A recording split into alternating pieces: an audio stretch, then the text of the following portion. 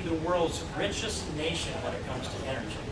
We're mismanaging our energy. We're not developing it. And so I have long been pounding away on all energy all the time, grow the size of the energy pie. Let's do it all. Let's drill the Outer Continental Shelf. Let's get those rigs back into the Gulf of Mexico after the BP spill. Let's drill any of our non-national park public lands. We can do that in a non-intrusive way. Let's go up and drill ANWR. I've been up there and looked at that. I was actually signed up to go up on the pipeline back in the 70s when they opened up the North Slope of Alaska. And it turned out that I didn't get to go for a long list of reasons. But we need to do all of those things and clean burning coal and develop this natural gas that we have and defend fracking, by the way. They've got at least 1.2 million utilizations of the fracking technology where they pressurize and pump mostly water out into the formations, and there are particles of sand in there that get pushed into the cracks or the fissures that are created by the pressure into the stone formation, and that sand leaves itself in the crack. Like you push something open, create a crack in a rock by pressure, put a little grain of sand in there, and that holds that crack from closing up again, then the oil can drain through. That's what fracking is. And out of 1.2 million utilizations of fracking, they've yet to have one that can conclusively say it's done anything to damage any groundwater. And so just think if you had 1.2 million heart transplants and all those patients were still alive, I'd call that a success. Even if I lost one, I'd call it a success. But we've got environmentalists that are lining up against fracking, and it's more or less it's not science, it has to be their cause, whatever it might be. But I want all energy all the time. I want to drive this renewable energy piece of this thing. The 5th district of Iowa, those 32 counties in western Iowa, just west of you here, is the #1 renewable energy producing congressional district out of all 435 districts in America. It's #1. When I came into Congress, there wasn't that. The industry has grown so much in the last decade. I introduced the legislation that created the blender's credit for biodiesel, that extended the blender's credit for ethanol. And I've been supportive of the production tax credit for wind all of that time. When you put that all together and add up the BTUs, the 5th district produces more renewable energy than any other. And this new 4th district will easily be the #1 renewable energy producing district in America. And that has been a reason why you felt some pressure on your feed prices, Kurt. But it's also been a reason why the value of our land has gone up, because the solution from the 80s was, well, then more dollars per acre is what we needed. And we have them. So that's the energy piece of this. I don't know where Christy Vilsack stands on a lot of this, but everybody knows where I stand. The industry knows where I stand. And if you hear things come out of her, just remember they're in the business of misinforming you. But go to the agencies that know. Go to the American Wind Energy Association, for example, who the week before she did her energy tour and tried to tell you all that I wasn't for wind energy, they gave me the national award as the Wind Champion Award. Go to those kind of industries and ask them. But I don't think she's going to come out and give you a solid, firm statement. And I want to also expand nuclear, and I said clean burning coal. All energy, all the time, everywhere, let it all compete. That's what we need. And then, and again, no one wonders where I stand. My record's clear and it's solid on all of that. And then we get down to the growth side of this, and that's what are we going to do to restore our American dream? It's what this tour is about, and we're going to talk about between now and November. Restoring our American dream. We understand that dream. It's rooted in the pillars of American exceptionalism. These vigorous American people that will invest their capital and do so to get a return on their investment, and then take care of their families, and then take care of the employees and the families of the employees. All of that goes together. We understand what it takes. It's the private sector, not the public sector. It's the private sector, not government, that grows our economy. And whenever you raise taxes and whenever you create another bureaucrat, that bureaucrat does something to slow down the private sector and diminishes our ability to produce. How many anchors can we have tied to the back of this thing and still continue to drag them along? And there is a limit. There's a limit, and we are reaching a tipping point where government is seeking to take over far too much of our lives, and we need to grow this private sector again. That's the dream. We've got to have low taxes, predictable low taxes, and we've got to reduce the regulations. I used to say, slow the growth of government and slow the number of regulations. Oh, we've got to back this up. We've got to back it up and slow the growth of government, freeze the growth of government, then shrink the government and get it back down within the constitutional framework. And at the same time we're doing that, we've got to reduce regulations. There may be some new regulations that are prudent for us to adopt, but there are many out there that are unnecessary and they need to go. I've introduced legislation that requires all rules to come back before Congress and have an affirmative vote from Congress before they can have the force and effect of law. And that has been a very long process and a complicated process to get there. But we have that legislation prepared to roll out, and it is, I think, an essential component of us being able to get into our future. So that's how we can restore this American dream. I can tell you, Christy Vilsack's not for lower taxes. I mean, you look at what we've got. We've got a $494 billion tax increase on the horizon, automatically triggered at midnight, December 31st, the Bush tax brackets. $494 billion. That's the first year. Now, if you want to get a sense of how much that is, we always think in 10-year terms. Well, you can multiply that times 10 and you will get in the neighborhood of how big that tax increase would be if we don't win the majorities in the presidency and fix it. And the death tax is written up in that as well. The extensions of unemployment benefits, it cost that and a few other things in the category last time, $212 billion. That's not an investment in our workforce. The result is our workforce atrophies when you do that.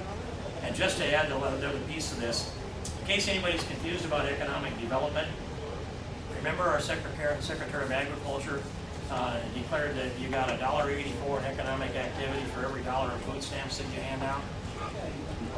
I can't quite get there. I completely disagree with that. I don't know whether Christy Vilsack agrees with her husband on that or not, but it'd be a good question for somebody to ask her. So she will spend over $3 million and raise over $3 million, and there are super PACs lined up against me. We're going to have to give it the best effort that we've ever done, and so far, you all have pulled together really well, and I appreciate it. It is better than I had anticipated at this standpoint, and I see this campaign as kind of like when I saw a picture a couple of nights ago of a project we did back in 1978, and we were just going into the contracting side of it then. I bid this big job, and I didn't have the equipment or the manpower to do the job, but I had a way I thought I could get it done. And so I bid that, and we ran 2 shifts, and I worked on both shifts, and we'd run 22 hours out of every 24 to try to get the most out of our machinery that we could. It wore me down really bad, but we got that job done. And then another time in the fall, we found an innovative way, and that was enough to give us a down payment on the place we lived there since '78. You have to sometimes, when you take on a big job, then you've got to figure out how to put the pieces together, put the machinery and the people and the plan together to make it all work. We've done that. This campaign is a big job. We have the machinery put in place. We have the man and woman power in place now, and there'll be more that comes on, of course, but it's there. I see how to get there. You will see this campaign flow all the way through November with a race that is one of the top 5 in the country, watched by people all over America. And I can tell you we are up to this task, and I didn't choose this task, but now that we have it, we're going to enjoy it. So I'll take some questions, but I just want to say thank you very much for coming in. I appreciate you being here, and I appreciate the chance to represent you the other side of November. Thank you very much.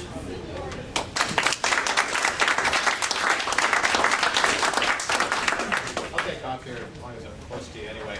2 items. One is I want to thank you for the joint legislative letter that had all signatures of Democrats and Republicans that went to the FCC on the National Broadband Fund.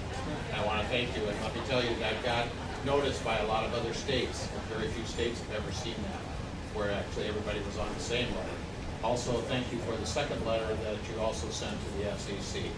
Where this is at right now, they did come out with a new regression analysis, but the devil's in the detail, and Steve and I were at a meeting last week down in Des Moines with the National Exchange Carrier, which does all the reviewing of the FCC rules, and they totally have no idea what's going on, and they also have no idea how anybody's going to pay business in another 3 years that are rural telephone companies. The plan is built around metro areas, absolutely leaves rural out, has no philosophy for it, it's very heavily weighted in AT&T and Verizon's favor, and rural areas. One of the big areas on the National Broadband Plan, they don't take into consideration upload speeds that are needed that is not able to do on cellular service. You get good download speeds, but they don't have the capability of upload on the Verizon AT&T. So, but I do want to thank you for the assistance. We'll be back. We've got some different things that we're trying to come up with how to handle it. The last letter was to ask the FCC to postpone any future changes. We hear that they don't plan to slow down on making changes. The first one was major. They've got 2 or 3 more they're planning to implement. And the whole theory is to reduce the number of small companies in the U.S. and they've flat out said it. So just to give you, but I do want to thank you for your assistance, and we will be back. And I know Tommy has worked with us and he understands it. So I'm very glad that you have him on your staff. And but like I say, we will be back here fairly soon. Well, thank you. And I just take this opportunity to illustrate this point that nobody in Congress can know all the issues and have time to study them all. We do have a great staff, and Tommy is one of them. Over the years, we've lost some really good people as they moved on too, but we've picked up good people, and we found really good talent in many of these places and these positions that we have. And then when you have an issue like this, you bring it to us, and we've got an opportunity to act on it. The Iowa delegation's been very good to work with on our issues that affect Iowa generally. And for example, the rural telco issue that we have, and then another one would be on Missouri River legislation that I've been pushing now for a long time. Every Democrat and Republican has signed on to that legislation and onto these letters. And we need you to target our efforts, and I'm sure you're interested, and we're going to keep doing it. So thank you very much. Thank you, Steve. Thank you too. Yes, sir. Okay, talking about Obamacare, we announced the governor's office on Friday. He had just come back from D.C. from a convention of the National CPA Board, and they crunched the numbers, and they came up with an additional $12 trillion overrun in the upcoming years on Obamacare. I don't know if you've got that information or not, but it might not do any good here, but if you be a bullet in your gun when you get to the next whistle stop. Well, I'm happy to be armed with information, and what I'll do is I'll read this thing through and get it absorbed here. I know that we've been doing on our website too, and I'll also bring this out to Jason Jaworski. We talked about good things that happened with I'll have Jason take a look at this. He is our expert on Obamacare, and he's a young man that you don't always hear the Jaworski name in Iowa, but his family comes from up to Esterville, and his mother went out to D.C. years ago and fell in love with a fella, and so now Jason is our next generation, and he's the one that identified the $105 billion, $105.5 billion in automatic appropriations that were written into Obamacare. And that's automatic spending, $105.5 billion that Congress didn't authorize, except it was deceptively written into the bill. And I'll run these numbers past him. He's also put together on our website, you can go on our website, the congressional website, and steveking.gov would be that website. And on it is links for all these things we've learned about Obamacare in the last 2 years. And if anybody can read all of that and come back and say we ought to keep Obamacare, I would just immediately label them as coming from a different political philosophy. Yeah. So A little bit of information. Wondering how we can't get our energy situation straightened out in this country. Agenda 21. Yes. It's just coming up on the 20-year anniversary of the Rio Summit in '92 that started that program. I've sent through several briefings on this, and I will refresh myself, sir. It has a copy of the RMC's proclamation against Obamacare done in January. The Iowa House, I believe, Tom, is working on a proclamation this month, resolution against Agenda 21. Governor Thomas Dean put out a proclamation, but he hasn't done Yeah. And I don't know, I haven't talked with the governor about this position, but We have. well, I just don't need my life micromanaged, whether it's a global strategy or whether it's a local strategy. I don't want it micromanaged. Precisely. I want to have American freedom. And I don't like, I object to the idea that they want to ration the water coming out of my shower head. I've got a bunch of those curlicue bulbs I bought and put them in because they make sense where I put them, but I don't want them telling me that that's all I can have. And, and the water comes out of my well, comes from the sky. God gives me that water, and drains into my well, and I pump it up to my house, and if I want to water my lawn or take a shower, it's my business. And so, all of these things about controlling your meter so that you dry your clothes at a prescribed time or whatever it is. Actually, one of their planks is that national sovereignty is an impediment to keep the world ecologically sound. One UN controlled national government has been working on it since the 40s, or probably been working on it since Woodrow Wilson. Let me say that we, the people, are sovereign. Yes, we are. Yeah, We could have a hell of a time proving it in D.C. Well said. Well, were you aware that when D.C. was founded, when the several states ceded the land to the federal government, it was 10 square miles of swamp, with alligators, mosquitoes, and poisonous reptiles. Then the politicians moved in, and all the inhabitants said, well, there goes the neighborhood. They got it all like that. I'm not going to rebut that. What else is out there I need to hear? Yes, ma'am. Talking about Obamacare, there was a guy, a lawyer, his name was Gregory Katsas, was trying to get rid of the main part of Obamacare. And he talked down to Des Moines. We went down and listened to him speak. And it was before the Supreme Court. They have not come back to the decision yet. And but he took questions afterwards. Now you said we're sovereign. The question I asked, if they are not able to repeal or get rid of Obamacare, can we as states say we are a sovereign state and refuse to comply? His answer to me was no. But I think he was wrong on that answer, because what about notification?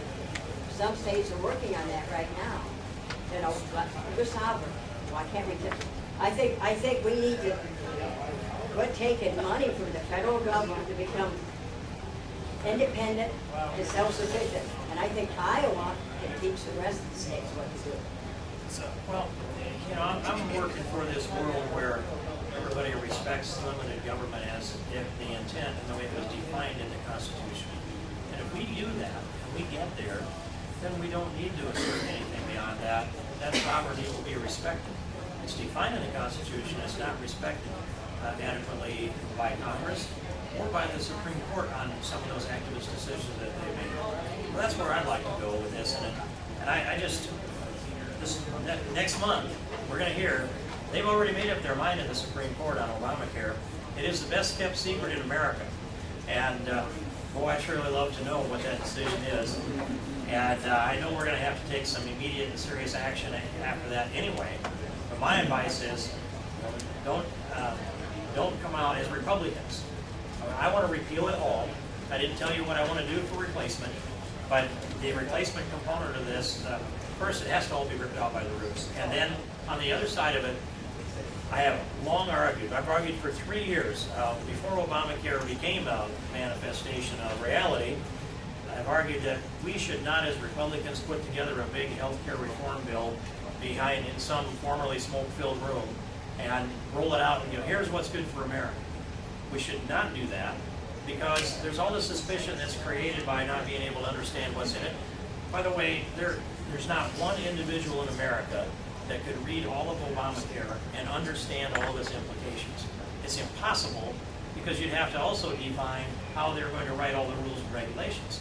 But, so what I want to do is rip it out by the roots, as I said, and then start down the list of reforms, one after another, after another, after another. Individual standalone pieces of legislation that people can understand. Highest priority for me would be allow people to buy insurance across state lines. Going into Obamacare, a typical policy for a 23-year-old healthy male in Kentucky would be $1,000 a year. Same time, New Jersey, similar individual, 23 years old, healthy, would pay $6,000 a year. Now, why not let that New Jersey young man buy insurance from Kentucky? That brings competition in and gives people choices. And that is the single most important thing I think we can do. Full 100% deductibility of everybody's health insurance premium is another. And then tort reform. If you look at the numbers that come out, these are discussions with the health insurance underwriters. About 5.5% of our overall healthcare costs in America are tied to the defensive medicine that's practiced because of the unnecessary litigation that comes in. When I did the math on that about 2-3 years ago, that was $208 billion a year, brought about by lawyers and trial lawyers, but a lot of it was unnecessary tests that take place.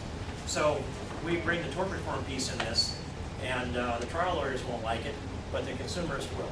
And then I would take the health savings accounts and I would expand them so that they can become life management accounts. And we take a young couple that would max out in their health savings account, say at age 20, I'd expand them, by the way, and make them larger. They could arrive at retirement with $950,000 in their health savings account. Could buy a Medicare replacement policy. They would be then off the entitlement roll, and I'd say keep the change tax-free and call it your retirement plan. Wouldn't you do a better job of managing your health if you had an account that you knew you could grow and keep? You would get medical tests, you get exercise, you watch your weight and your diet, and you figure, I'm going to take care of my health, manage my health insurance, and Lord willing, in a healthy life, you'd arrive at retirement with a pension plan that you'd earned yourself and you own. That's where I want to go with all of this. We can't get any of those places under a socialized medicine philosophy or an anti-free enterprise philosophy. That's this administration. That's Barack Obama. That's Christy Vilsack. And by the way, who would bring back Nancy Pelosi? Christy Vilsack. I rest my case, and I'm happy to take another question or two if you have it. No, this will have to be the last question, quick one. And real quick, they say nothing in life is free. However, the yard signs are free today, so please take it on your way out. But we have time for one more quick question. Okay, there is one out there. Nothing else? Congressman, could you explain, here in rural Iowa, we're facing an aging population. Could you explain the impact of the cuts to Medicare and how it would impact the state and its Medicaid program and all the rural hospitals and doctors that are relying upon that Medicaid money and the Medicare money? When that gets cut to the states, how that will impact rural Iowa? Well, I haven't tracked the Medicaid dollars back very far. I'll start with the Medicare and probably ask you to fill in on the Medicaid piece because I'm sure you do know. But with Medicare, if you look at the $532 billion cut that they wrote into Obamacare, why did they do that? So because they had to characterize it as being a bill that didn't cost money. And so it sets up 4 years of tax collections before the benefits that they're supposed to fund kick in. And if you collect taxes for 4 years and you spend out, if you collect taxes for 10 years and you spend for 6 of those 10, you get a plus up.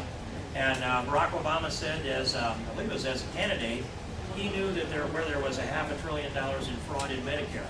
And I wondered at the time, why don't you just go get that then? You're the President of the United States, you just tell your people, there's fraud. If you know where it is, how can you not go get it?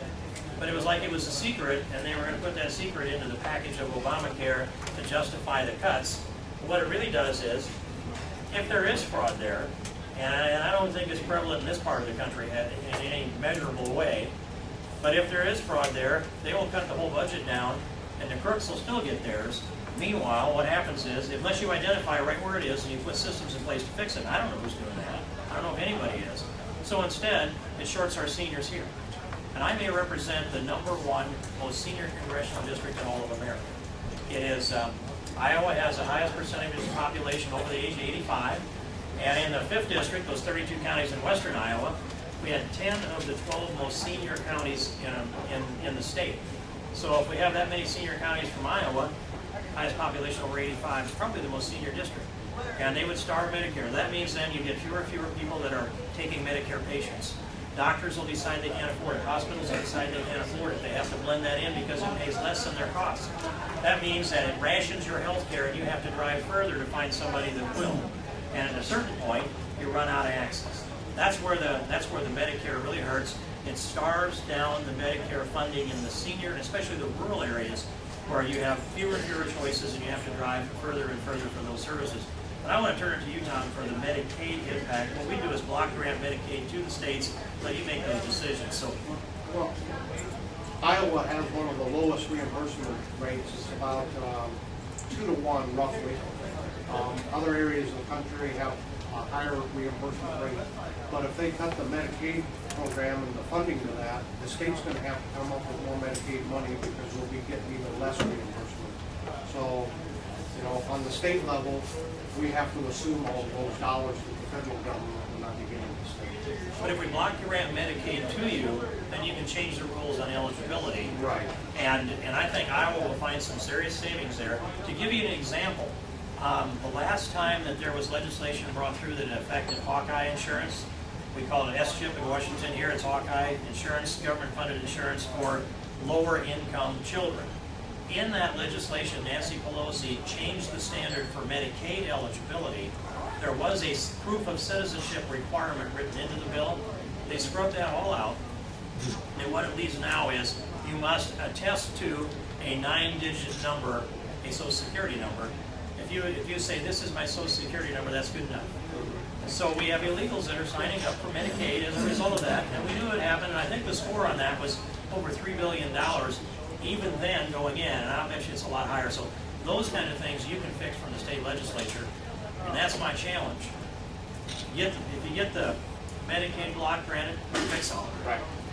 See, Tommy's ready to hit, or Jimmy's ready to hit the road here, so I think I'm supposed to do that too. Kurt, Dee, thanks very much. Appreciate everybody coming here today. We've got a lot of work to do between now and November, but nobody has to wonder if there's a difference between Steve King and Christy Vilsack. And thank you very much.